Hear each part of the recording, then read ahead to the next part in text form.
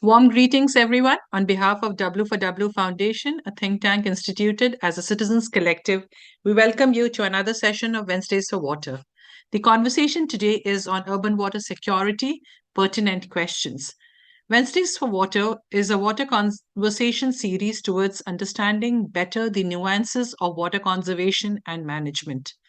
The objective is to engage with water experts, grassroots practitioners, policymakers, and youth to learn their thought and ideas about the complex intertwined issues associated with water and the possible solutions. We have expanded to have more activities like the Friday Waters and the Monday Munching with Women for water, besides organizing water workshops, water walk and talks, seminars, special courses, and conference panels to continue the water conversation in various possible ways. Please visit our website www.w4w.in for more details. For today's session on urban water security, we have Dr. Prasanna Jogdeo as speaker and Ms. Pratha Mishra as a young discussant. Urban water security in India faces multifaceted challenges, including water scarcity due to population growth and rapid urbanization, unequal distribution among socioeconomic groups, groundwater depletion from overuse, poor water quality from contamination, inadequate infrastructure, climate change impacts on water resources, inefficient governance, and limited awareness. These issues amplify the struggle to provide reliable, clean water to urban populations, demanding comprehensive strategies integrating sustainable practices, infrastructure improvements, effective governance, and public awareness to ensure equitable and sustainable access to water in urban areas. Today, we have with us Dr. Prasanna Jogdeo, who is South Asia Operations Manager at International Water Association. He is a passionate environmentalist with a PhD in marine biotechnology from NTU Singapore. After completing his PhD, he decided to come back to India and start working at the grassroots level. He co-founded a company, Lemnion Green Solutions Private Limited, and works with the government and private organizations to tackle water-related ecological problems. At Lemnion, he designs biological wastewater treatment systems and strategies to restore polluted water bodies ecologically. Prasanna is also a visiting faculty at MIT World Peace University, Pune. He teaches subjects like environmental studies and research methodology. We're honored to have you with us, Dr. Prasanna. So over to you for sharing your thoughts on what's those really pertinent questions that we need to really seek answers for when we are looking for urban water security. Thank you so much, Fawzia, and thank you, Mansi and Fawzia, for inviting me today. And it's a great pleasure to share my thoughts and discuss with all the other experts in this forum. So what I'll do is I'll quickly share the screen, and then we can continue.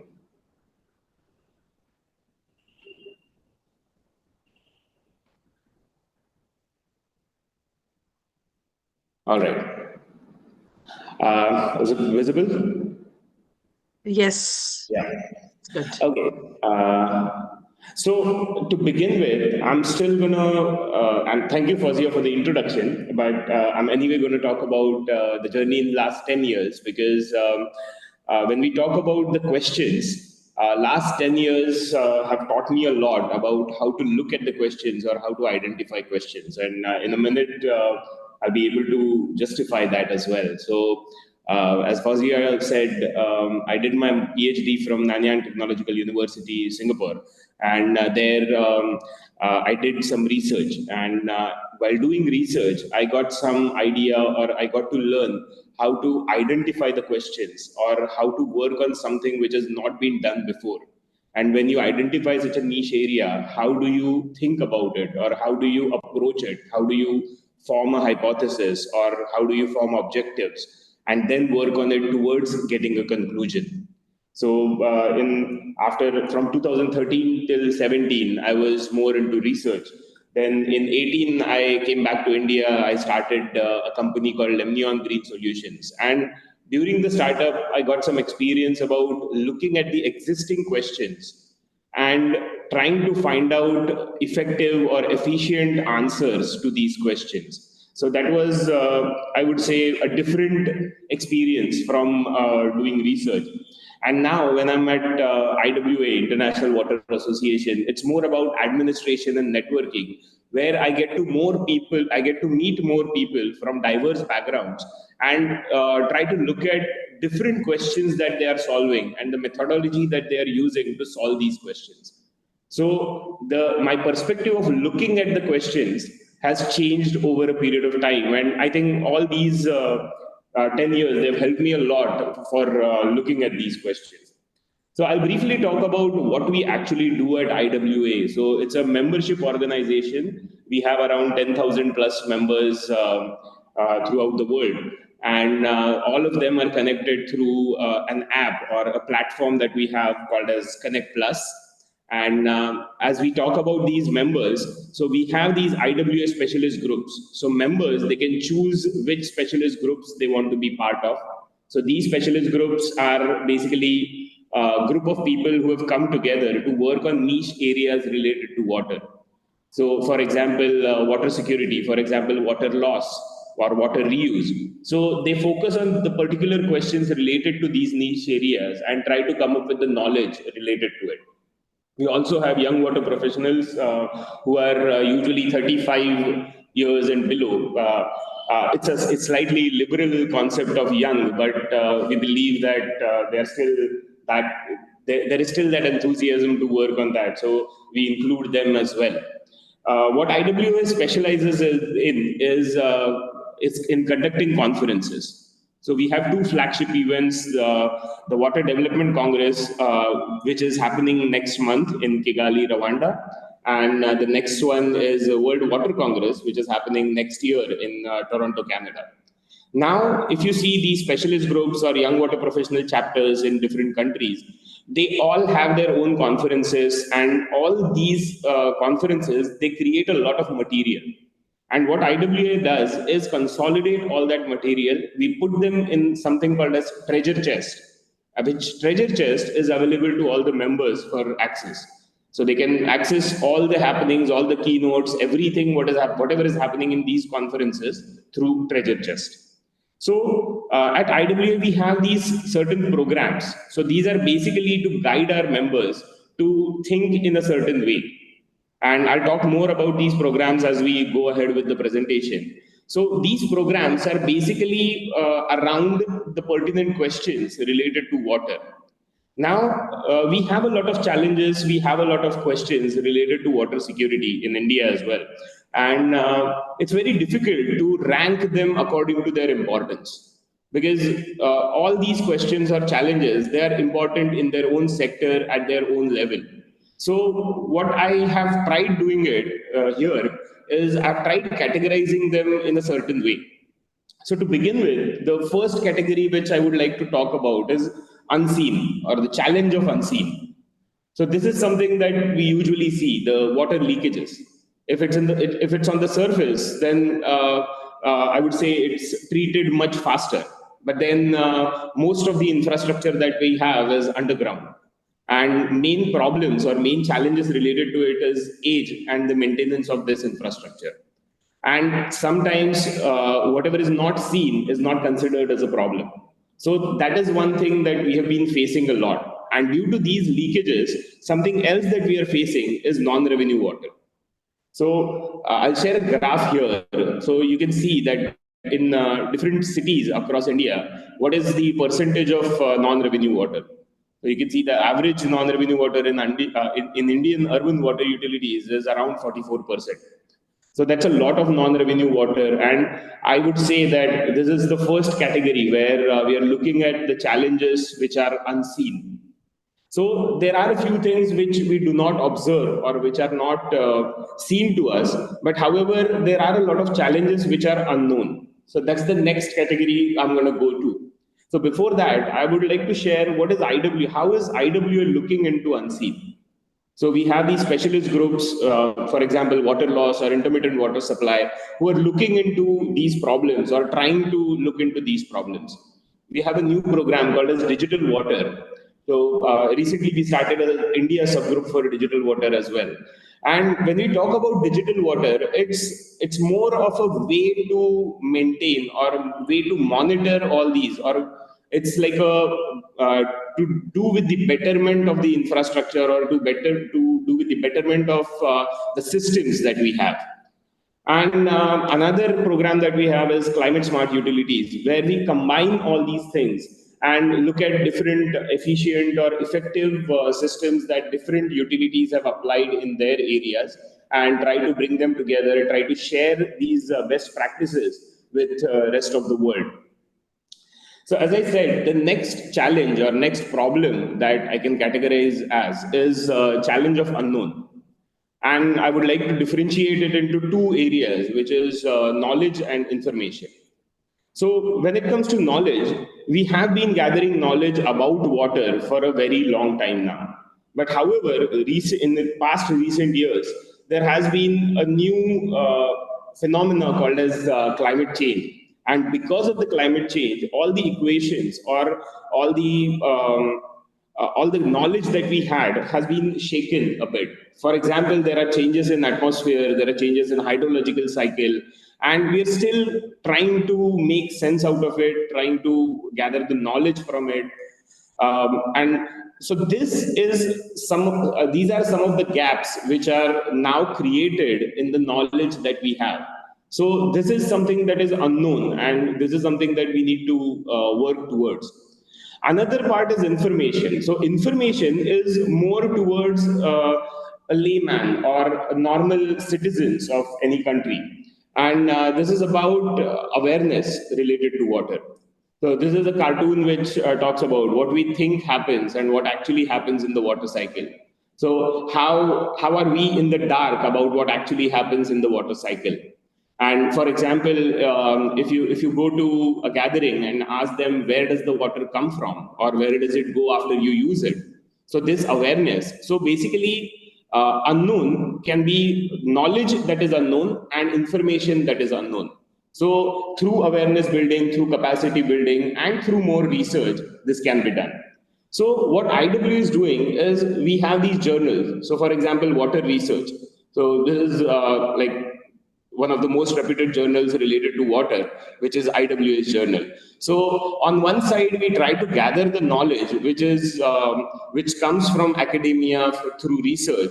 And on the other side, we also have a magazine called a Source Magazine, where we try to disseminate this knowledge to a wider audience in a layman language, where they can understand this language. Also, to share it more audio visually, we also have webinar series where speakers come and talk about these questions and they share their views, they answer the questions from the audience. So this is something that we are trying to do through IWA to look at how to answer this problem or questions related to unknown. The next category which I would like to talk about is uncertain. So as we discussed climate change in the last slide, so because of the climate change, the most uncertain thing that has happened is we can say rainfall patterns. So we have had a lot of equations, we have had a lot of historical data related to rainfall, but due to climate change, we can't really rely on that data that we had because things are changing. And since the things are changing, or since the rainfall pattern is changing, there is uncertainty in availability of water. So availability of water in certain areas is something which has become very uncertain. So what India is doing right now is we are spending a lot of money on coverage of this vast geographical area that we have, and to reach up to the last person and to cover that person with water. We are also working on a lot of water connections. However, when we talk about reaching these people or making water available, another uncertain thing remains with us is the water quality. So we also need to look at the water quality aspect of it. So this is something which is uncertain for us, uncertain for everyone. But however, what we have seen is there are a lot of government utilities, or there are a lot of institutions who are working on it. And I think one such example is WATCO, or Water Corporation of Odisha. So why I've taken this example, because I was there last month, and I actually got to see their system. I actually got to drink from the tap, and they have this 24/7 drink from the tap scheme. So it's the vision of Naveen Patnaik, their chief minister, and basically it's a brainchild of this person, G. Mathiwatanan. He is the IS officer. He's been working in that area for in Odisha for almost 12, 13 years, and he is the one who started with this. And why I think that this particular case study is very important and I would say very motivating, because they have looked at a holistic approach or a holistic perspective towards this scheme of 24/7 water supply.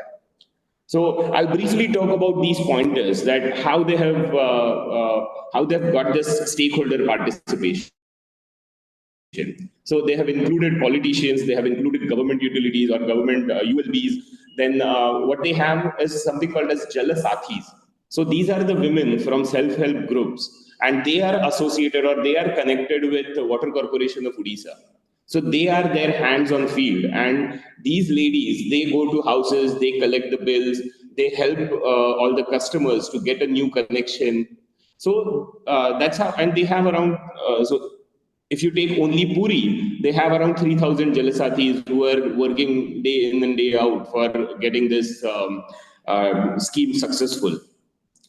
Digitalization for functioning and monitoring. So they did not resort to any other country or any other experts for digitalization. So they created their in-house software, which actually helps them in monitoring everything, and they also take care of the functioning of the entire system through that.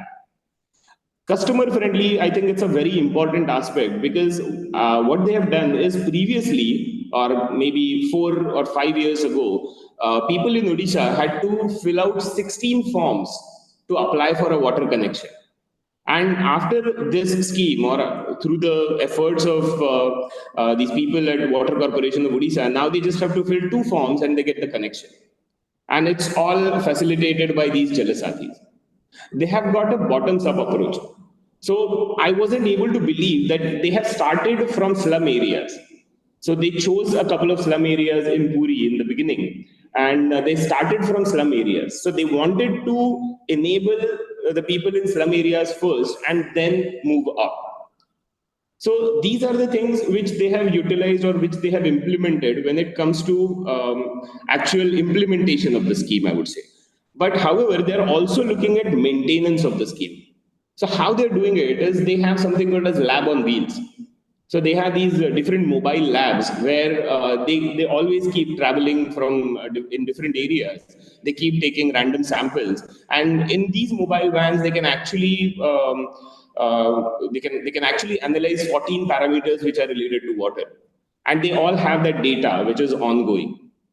They also have quick response teams. In case there is a malfunction in one of the pipelines, the quick response teams actually reaches there in 30 minutes and tries to, if they are able to they will at least try to resolve the problem, or they can get the experts in some time. And another important aspect is they're also working on capacity building. So they also have something called as Odisha Water Academy, where they train their own engineers. They are also training engineers from other ULBs who come to them. So they are training all their employees, all their engineers to be effective at what they're working on. So I think case studies like this are, I mean, they should be portrayed very well, and we all can learn from the approach that they have used. So going further, so now we've seen that we are facing with the problem of availability of water, and we know that the urbanization is happening, and by 2030, we know that the urbanization, like 40% of India is going to be urbanized. And what are we going to do then? How are we going to cater to all those people who are in this area?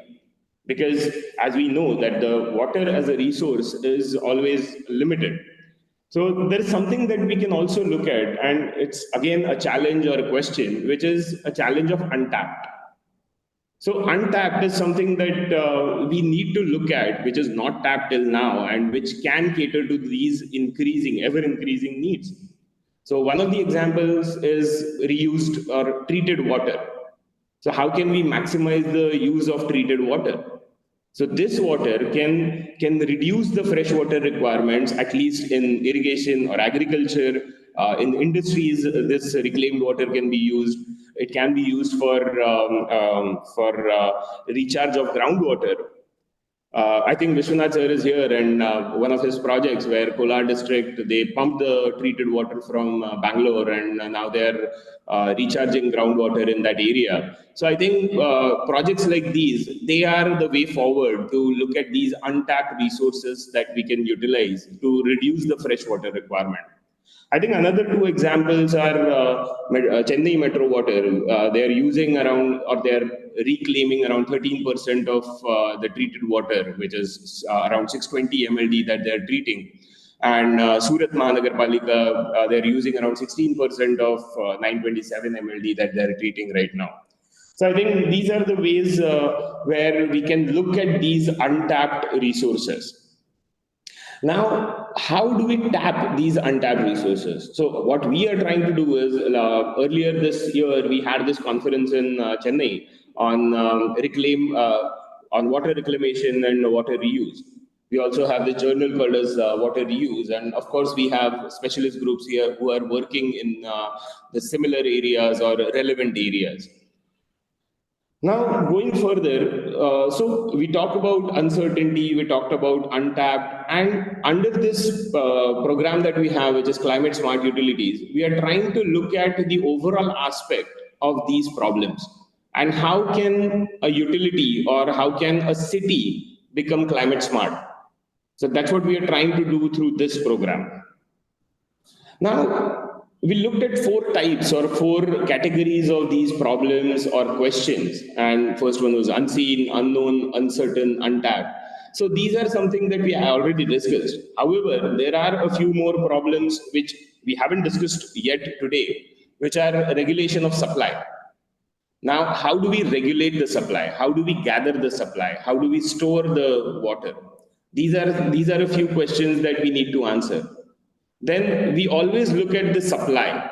So most of the governments, and like they are looking from the supply side of it. But what we also need to do is we need to manage the demand. And I think the demand management happens at the end user. So they need to be aware. So that brings me back to the unknown, where the awareness or capacity building is really important. And that's how we can try to answer this demand management problem that we have.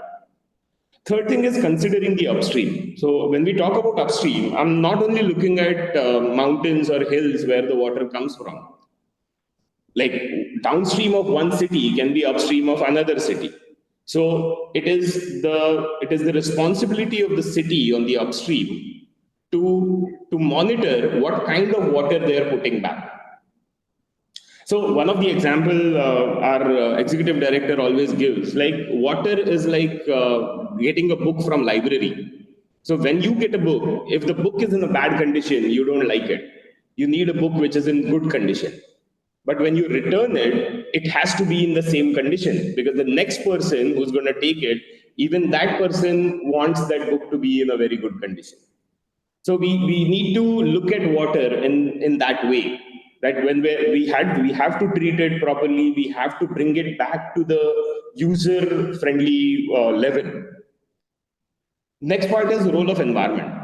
So what we've seen is our water bodies, and their condition is deteriorating day by days, and it's mainly because of human intervention or anthropogenic activities, as we can call it. And when we talk about all these unknown or unseen, or not maybe unseen, but unknown and uncertain problems, the effect on the environment and deterioration of environment has also caused the climate change on a bigger scale. So if we consider all these challenges or problems together, it makes us think that how do we address these challenges or how do we look at them in a very effective way? So can we question the approach that we have right now? Because right now we are looking at different technologies, we are looking at standalone problems. But maybe what we can do is look at a bigger picture. Let's say from an eagle's point of view, if you look at the bigger picture, if you can look at the entire water cycle, So in this picture, you can see that surface water, groundwater, rainwater. Then we are also talking about desalination, which is a huge concept these days. Then we need to use that. We need to look at leakage management, and also the last part that I mentioned about, that is a question of untapped, where black water and grey water, how can we treat it? If we can keep it separate and use the treated water from separate areas for separate use, and also in the end, demand management. So if we can look at all this from a holistic perspective or a systems perspective, I think we will be able to answer, or we will be able to look at these problems more efficiently. So I think this is what I wanted to share. This is just my perspective about the pertinent questions, according to me, how I can categorize them. And I think this is the way that we can take it forward. And I'm willing to discuss it further with everyone, and also would like to invite everyone to join our conferences. So I think that's it from my side. Yeah, thank you very much, Dr. Prasanna, and thank you for really putting the focus on the unseen, unknown, uncertain, and untapped. And I will have to see how our water managers are able to really align their efforts towards that. But now I would like to invite our young discussant, Pratha. So Pratha is pursuing her MSc in Water Science and Governance while holding a BSc in Environmental Science. She's a multidisciplinary student with a passion for nature who aspires to work for communities while also protecting the environment and establishing a strong foundation in the field of water management and conservation. Over to you, Pratha, to take the discussion forward with Prasanna. Thank you, ma'am. First of all, sir, I would like to highlight for categorizing the four issues, the main issues that center around urban water security so well. And looking at that, I have two main questions that popped in my head. And one I would want to ask is when it comes to demand management, and specifically a country like India, which is developing right now, I want to know how do you think the fiscal instruments would play a part in it, meaning water pricing and putting water tariffs for better demand management, which would also help us in monitoring leakages and all, and the unseen part of the water which you mentioned. And the second question that I want to ask is related to the water crisis in urban areas. What do you think are the possible strategies and policies that would be most effective for rapid recovery? All right. I'll get to the first question. Can you please repeat the second question? It wasn't very clear. Sir, I was asking related to water-related crisis. Suppose if there is a situation of urban flooding or even any kind of a drought situation, so what do you think are the most effective strategies or even policies that could lead to rapid recovery in terms of water security? All right. So I think the first question that you asked is about pricing, or if we can have a financial aspect related to water. Of course we can, but however, from my point of view, it's a double-edged sword. As in, people who are able, they will be definitely able to afford it. People who are not, they might resort to alternatives to get that water. However, it's a good option in urban areas, in cities, because most of the cities are going for water metering now. And again, going back to the example from Odisha, I think they have implemented it quite effectively. So when I was talking to Mathivatanand sir, as in what he said, that for first 7 years or so, they were in loss. But however, now, and they face the similar problems, that water was like the stealing of water, or still unauthorized connections, or I would say some tackling with the water meters so that people can get it for free, or things like that. So these things might happen when it comes to tariffing the water. However, it will be a good idea because it will also instill this view in people's mind that water is like, there is a price, and it's important, or we have to do something to get that water. We have to earn that. Although we say that water is life and it has to be there for everyone, but through anthropogenic activities, when we have deteriorated that as a resource, then it's our responsibility to look at it to how to conserve it as well. So, and related to your second question about the crisis, what I think is the last part which I talked about the systems perspective or a holistic approach. So that is something that we need. And having that approach will create resilience in these cities. See, because most of these water crises are again because of the anthropogenic activities.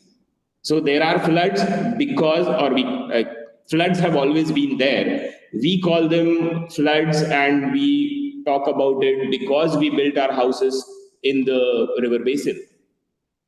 So that's the thing. As in, if we get into that, which so flooding is like a natural, I would say, natural part of river's life cycle.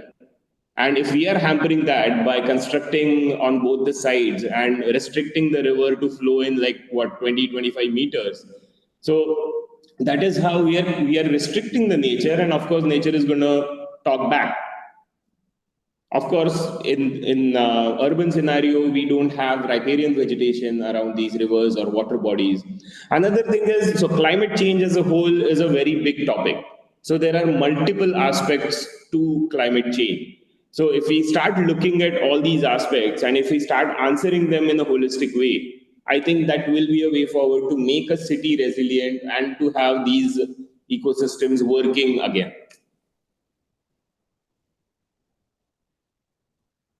Thank you so much, sir. Yeah, thank you very much, Pratha, and thanks, Prasanna. There is a question in the chat box also that I see, and maybe if Tarika would like to unmute and ask. Tarika, are you around? Would you like to ask your question yourself? Thanks, Fawzia, for the opportunity, and thanks, Prasanna. It was a really good presentation. Just looking at the water sources that we really talk about, and it is the surface water source that we generally, start to categorize and look at it in details. I was very intrigued by the 4 categories that how you, categorize it, and was wondering how will you, of course, there would be some overlaps, but how would you categorize the other sources of water, like stormwater, rainwater? Because they can be uncertain because of climate change, but then they are sort of unseen and not looked at a resource from one standpoint. So, just wanted to get your sort of sense on how do we go about categorizing it, because it's quite interesting and catchy if you start talking about unseen, untapped, and uncertain and unknown. So, Right. yeah, that's the question. Thank you. Yeah, thank you so much, Tarika. And you mentioned 2 things, rainwater and stormwater. And there is one thing which, on intention, I kept it away or I kept it aside for this lecture, but it's a very big topic to talk about, which is groundwater. And again, there is a unseen water source, and people are so used to starting a pump and extracting more and more water that they don't understand, or nobody of us understands what is that what is why it is important and how groundwater is depleting year to year. When it comes to stormwater runoffs, yes, all the surfaces they get stormwater runoffs. Um, I think most of the stormwater runoffs in our urban areas, they have been converted into nalas because that was the only place where we could dump the grey water, and we have not been looking at it in that way. Now, when it comes to rainwater as well, so one thing that we should start by thinking is, as I said, like digitalization or data management should be a way to monitor these things and to analyze it or to infer something from that. So if we at least start looking at, okay, through stormwater runoff, how much water are we wasting? How much of the water is just flowing to a water body? Might be a river or a pond, or even when it comes to the watershed, how much water is available and how much of it are we actually harvesting? when it comes to groundwater, are we actually recharging in proportion with how much ever we are using? I think if we start asking these questions, so I think these problems or challenges, they can be categorized further. But these were the four basic categories that I could think of. And of course, groundwater can be part of unseen. It can be also part of unknown because there is no awareness about it. And they can be, I think, interrelated. Yeah, get that point. Thank you. Yeah, and groundwater, of course, is hugely tapped, huh? while it is unseen and unknown and everything, but it just, people are mercilessly tapping it. So yeah, Yes. that's true. Any other question anybody else wants to ask? No, I think I'll go ahead. Yeah, go ahead, Pratha. Huh? So I also wanted to ask about the question on water reuse. So we have Singapore's example as one of the pioneering examples when it comes to water reuse, and as it is moving forward towards water security.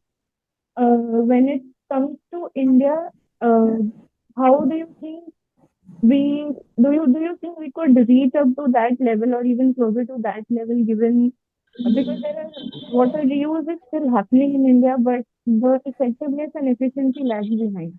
So do you think in terms of portability, you would ever be able to reach up to that? That's a very interesting question. And I think one thing that we need to look here at is the scale of which we are talking about. As in, if you talk about Singapore, so I'm from Pune, and Singapore is the size of Pune, or even smaller.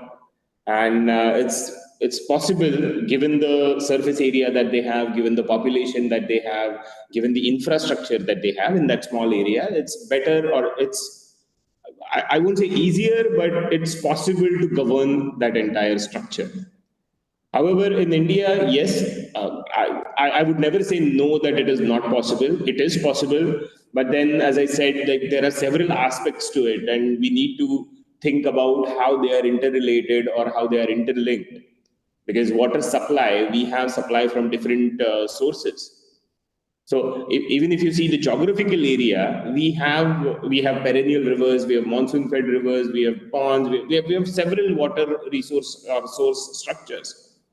So with that variability taken into mind, it's difficult, but I will never say that it is impossible. But we can do it in clusters where it is more manageable, and some cities, as you said, or as I mentioned in the this thing, like, people have started doing that. So it is possible, and we also have technology to back it up. Yes, sir. But sir, the thing is, when it comes to availability from different sources in India as compared when we look at the scenario of Singapore and India both. So in terms of availability, Singapore is lagging behind a little. But even when we have multiple or we have enough resources to consume, we are still talking about this concept of water reuse and recycling.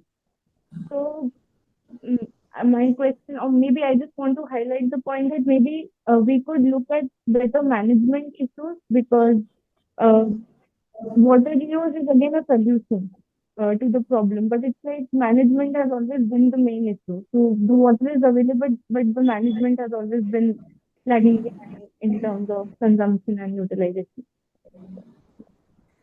Of course, as in, I think management is a huge problem that we did have, or we still kind of have. And if the water sources, and so just to clarify one thing, I talked about possibility of multiple sources of water. Whether it is enough, because geographically we are so diverse that there are areas where water availability is not enough, or there are not enough sources where they still have to pump the water, or where they still have to rely on groundwater if there is any. So we can't just say that, okay, it's enough and we just need to better manage it. So we need to manage both ends. And as I said, so for example, if you take Pune and Solapur, so in Pune, whatever wastewater we are dumping into the river, it's reaching Solapur. So it's also the problem of upstream and downstream. So if upstream cities or urban areas or any rural area as well, because rural area also has agricultural runoffs, which can deteriorate the quality of the water body. So if they are responsible enough to treat their water, and so that the downstream city or downstream area gets the good quality water, so that is something that we can look. So that is again, as you said, management at that particular scale. So one thing that we need to consider is the scale that we are talking about. Thank you, sir. Yeah. Thanks, Pratha. Prasanna, would you like to reflect a little bit on your earlier assignment at Lemnion that you were doing with regard to biological solutions? Is there any project that you did in an urban setup and you think it's working well? Yeah, sure. So I think before joining IWA last year, we worked on two stormwater runoffs in Pune. So as in stormwater runoffs, I call it stormwater runoffs, people call it nalas. And so we worked on two nalas for ecological rejuvenation of these nalas. And they pass through urban areas. And usually these are the areas which are also considered as A, dumping grounds, B, grounds for encroachment, C, grounds for infrastructure like drainage infrastructure. So there are multiple things that are happening there, and they're walled or they're concretized from both the sides, so there is no area for expansion. So since it is a stormwater runoff, when there is more water, we have had incidences like falling off the walls or vehicles flowing away or things like that. And when we worked on these things, we started working on the upstream, so that we wanted to look at the source and different sources. So we have point sources throughout the nalas. So we started looking at these sources. We started implementing, I would say, when you mentioned nature-based solutions, we started implementing smaller systems to treat that water to at least some level before it actually reaches the nala, or when it reaches the nala, wherever we could find some area.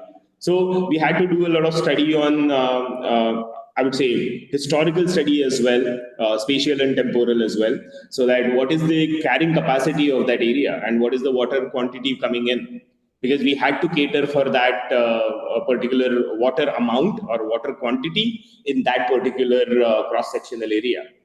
So at places we had to do a lot of excavation to cater for that quantity which is coming in. Otherwise, water used to get into the nearby areas. So we had to take all these things into consideration. We had to work with some of the challenges that we had, like pipelines laid in the nala.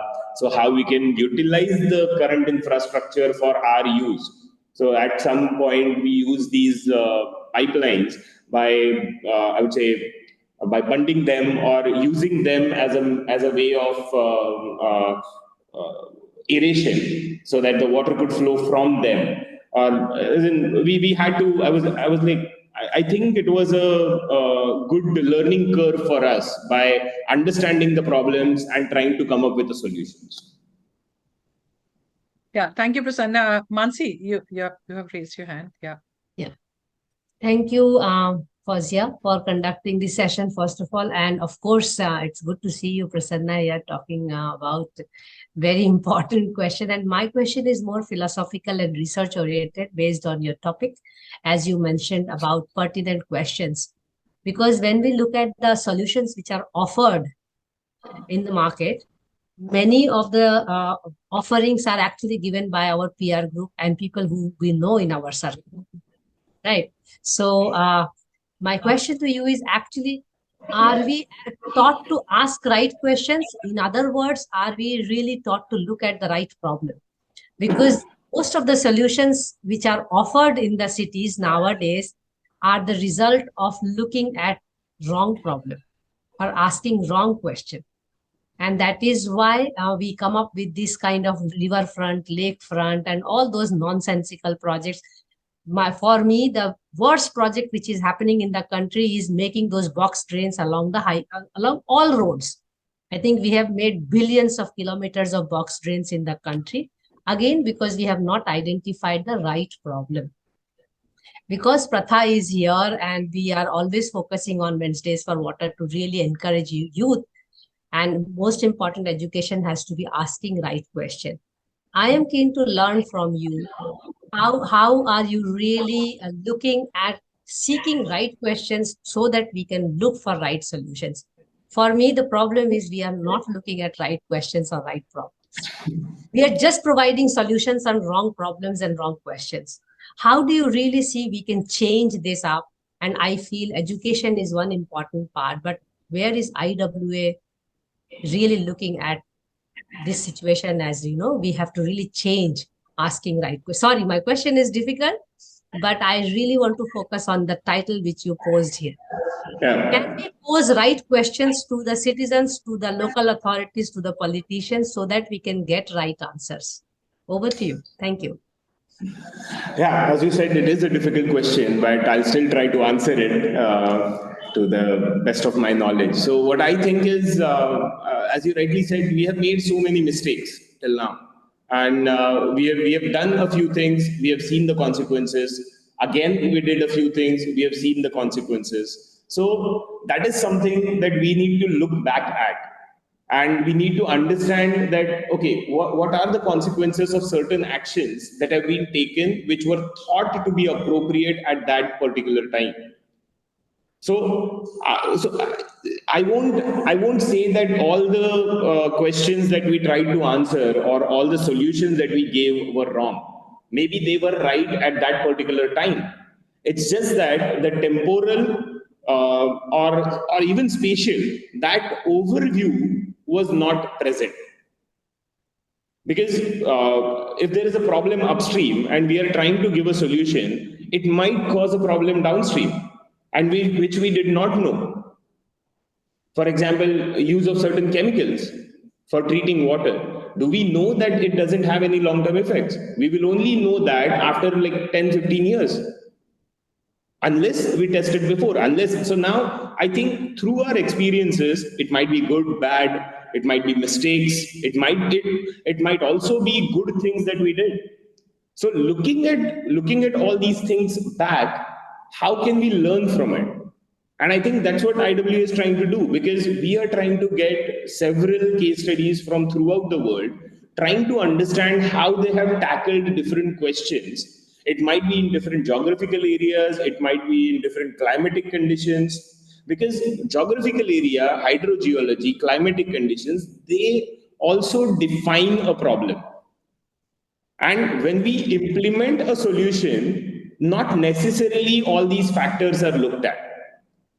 So, while answering Fawzia's question, when I was talking about ecological rejuvenation, I would implement it differently when I'm working in a rural area than I'm working in an urban area, because the challenges I have, the limitations I have in an urban area are going to be very different from rural area. So the background or the holistic approach has to be taken in consideration while implementing. And as you said, like, yes, we have asked wrong questions, we have given wrong answers, but I think we have also asked few right questions. And one right question is like, so again, as it is said, that if you can write the question clearly, it's half answered. So that Yes. is what I think we are trying That to is do. where we have done research and PhDs about. Yeah. That's where I was keen to ask you this question, because in the chat box I had written, because whenever we are talking about water as a subject, we really jump into the water as a subject. We don't really jump into the philosophical part of it, which I feel is extremely important, because otherwise we end up doing technical solutions and not really ask the pertinent question which you are posing about. And I give very simple example here and seek your advice, because you hail from Pune and we are already struggling with Sabarmati riverfront, and you are going to have your riverfront very soon. And the question for me, when which I asked in the beginning, is also coming from the fact that because we are not reflecting and because we are not asking right question, we end up getting into the panacea problem. You know, Ahmedabad में किया है तो Pune में भी करना है. Now Sabarmati is a riverfront guideline for the entire country for 100 riverfronts. So if we are not correcting ourselves with time and space, as you rightly mentioned, we are in a serious problem. But where do we stand as professionals? Where do big associations like IWA stand as a responsibility towards the society to really help people learn to identify the right problem? You know, I mean, see, I personally would like to even go to the extent of naming and shaming people who are doing wrong. But of course, as association, one cannot do that. But can we continue doing wrong things, or do we have any tools for leapfrogging wrong things? Do we have to copy, paste wrong things again and again? What do you think of from your experience? I mean, of course, we are on the similar lines of thinking when we look at ecosystem development, but I would still like to read your mind. Thank you. Yeah. So if I were to give an example for what IWA is doing, so I would say that through Climate Smart Utilities Recognition Program. So what we're doing is we are contacting, or utilities are contacting us with the best practices that they have implemented in their cities or in their urban areas. Now, when we try to document it, we don't just document, okay, this is the technology and this is how they have implemented it. So we also try to look at the bigger picture. So we try to look at the reason. We try to look at what is the location, what is the hydrogeology, climatic conditions, and pertaining to all this, how they have come to a specific problems and how they have tried answering that. So having this documentation, which can, and we have documentation from different areas of the world. So the conditions in somewhere in Europe are extremely different than conditions in Africa. You cannot have the same system at both the places. And when we have these elaborated case studies from different areas, we can actually tell people that, see, these are the two similar looking problems. So it might be a problem of water availability. But the background question will be entirely different. So Yes. why water is not available in a European country, it's going to be different than in an African country or in the Indian context. So the background information of why that problem has come to be is really important. That is something that we are trying to find out, we are trying to document. And again, as I said, we are trying to disseminate that to more people as much as possible. Yeah, wonderful. I will just close with two offers from W4W, which we can do together. One is, see, all over the world, we are always documenting and disseminating what is a good practice. Can we start a research on what we should not do? What are the bad practices? Not about naming, shaming, but I will be very keen to do it at a personal level, to be honest. It's high time that we really do some whistleblowing. And the second is, can we really organize some workshop where we actually learn youth how to ask right questions, so that basically how to identify right problems? Thank you so much. Over to you, Fawzia.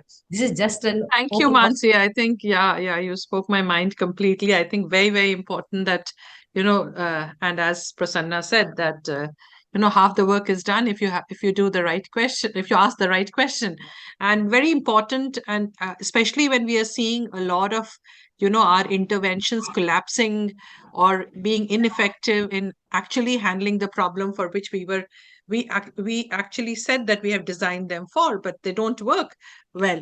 So it's very, very important that we definitely seek for the right questions. And I agree with Mansi completely on this, that we really need a workshop on how to really word and ask the right question, because we are all very good at asking diplomatically, diplomatic questions, huh?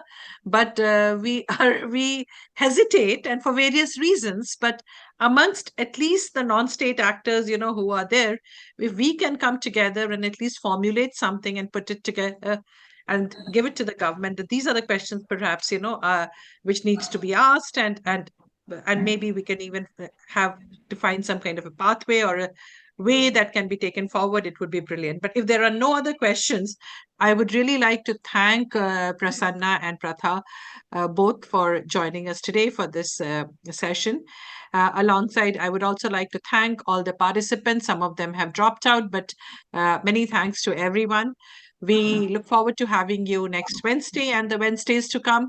Next week, in the forthcoming Wednesdays for Water session on December 5th at 5 p.m. Indian Standard Time, do join for the discussion on Lake Pond series. We discuss the initiatives of Friends of Lakes from Bangalore, This week, that's day after tomorrow, do join us for Friday Water Arts on 24th November at 5 p.m. Indian Standard Time for discussion on Hui, the Goa River Draw. The link to join the session is there in the chat box. Mansi, I think, has very diligently put it there. Thank you, Mansi, for that. We shall also continue on Monday, Munching with Women for Water. So thank you, everyone. Do keep looking at the social media account. We are there on LinkedIn, Twitter, Facebook, Instagram, and also visit our website www.w4w.in for regular updates. Once again, thank you everyone for joining us today. Have a nice evening.